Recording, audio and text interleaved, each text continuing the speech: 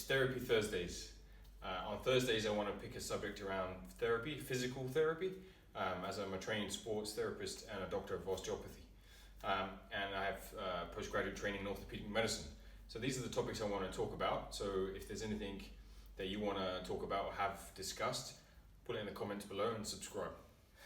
So today I want to talk about assessment of the shoulder. I think that there are many ways to assess the shoulder, and a lot of stuff I see being done doesn't have good orthopedic backing to it. And so I just want to go over some of the stuff that I do in clinic to assess a shoulder, somebody with a shoulder pain that comes in to see me.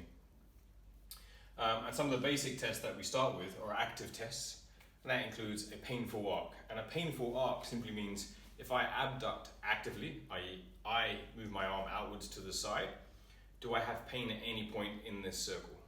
So if I have pain here, here, here, or here, and this arc here can mean different things to us, okay? There's also, as a practitioner, I would also take somebody's shoulder and passively, so I would lift their shoulder up and take it through a pain range of motion. And those two tests tell me different things. So if it's active and they are doing it, it tells me there's a large muscular component to that because they have to actively contract their muscles and they're having pain. If I take it through a range of motion for the patient and it's passive, that basically takes away that muscular contraction. And if it's pain-free, that already tells me and differentiates the different types of anatomical structures that I'm going to be looking for and looking at under a microscope. So in passive testing, what I'm looking for is the capsular pattern. And what that means is when we test the shoulder in different ranges of motion, some are more limited than others. For example, if your external rotation is more limited than the abduction, and then the abduction is more limited than internal rotation, that's a positive capsular pattern. Well, that tells us that you have some form of arthritis. There are multiple forms of arthritis, or you have arthrosis, and there are different types and different reasons why you'd have any one of those things, which is up for another discussion another time. But what we're looking for here is that the passive test shows us limitations, and if there is a capsular pattern, we know that it's an arthritis and arthrosis, and we treat it as such. Now, when we do resisted tests, that basically means the patient resists a force, and we're getting them to contract their muscles.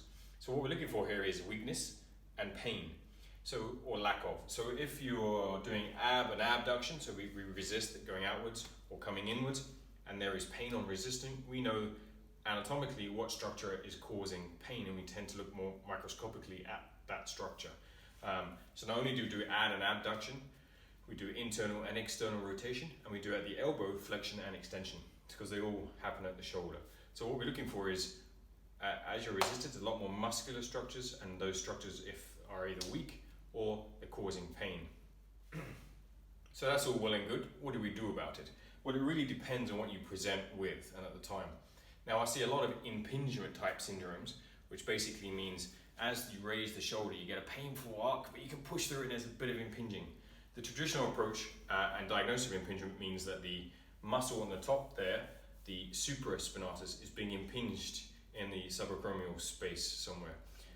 And there can be many reasons for that, but most of the time, if it isn't a trauma or an infection related or a differential diagnosis of a disease, most of the time it is basically from poor biomechanics. So it basically means your shoulder is rolled in some fashion, or the humerus is rolled in and you got a lot of internal rotation, and so you can't physically get up there in that space. And so it's actually quite an easy fix. What we do for these things is, the first thing I tend to do is work on what we call the subscapularis, and you'll see a picture come up of the subscapularis. This muscle is an internal rotator of the arm, so it turns the arm inwards, and if your arm's abducted, it turns it inwards. But you think about it bringing it inwards towards the body. Now, if you think of the motions we do most with these kind of things, it's bench pressing, or any sort of pressing, or it's doing a chin where the lat also helps pull in and down towards the body. So people who do a lot of these actions, including swimmers, we tend to get a lot of impingement type syndromes.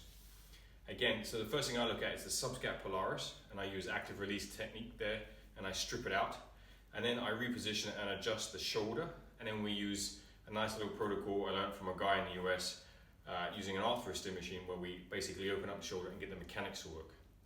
And then we add some exercises to that for the scapulohumeral rhythm. And then all that means in English is your humerus here, your arm bone, and your shoulder bone should dance really nicely together, like in a ballroom dance. But when they don't, and one partner has two left feet, and they keep stepping on each other, ouch, ouch, ouch, So keep banging onto each other and they're not working in sync with each other. And so what you have to do is teach them to do their own jobs at the right time. And so a lot of the exercises that are based around are controlling that rhythm, and it's very, very important for impingement syndromes. And so today I just wanted to highlight how I do a clinical assessment in a very broad terms and kind of get an understanding of what active, passive and resisted are, but also what the capsular pattern is and some of the things that can go on with that. In the upcoming Thursdays, I want to show you some exercises that I do, the sort of soft tissue work that I do, and some cool stuff with manipulation for the shoulder that I do also. So keep posted, subscribe, and I'll see you soon.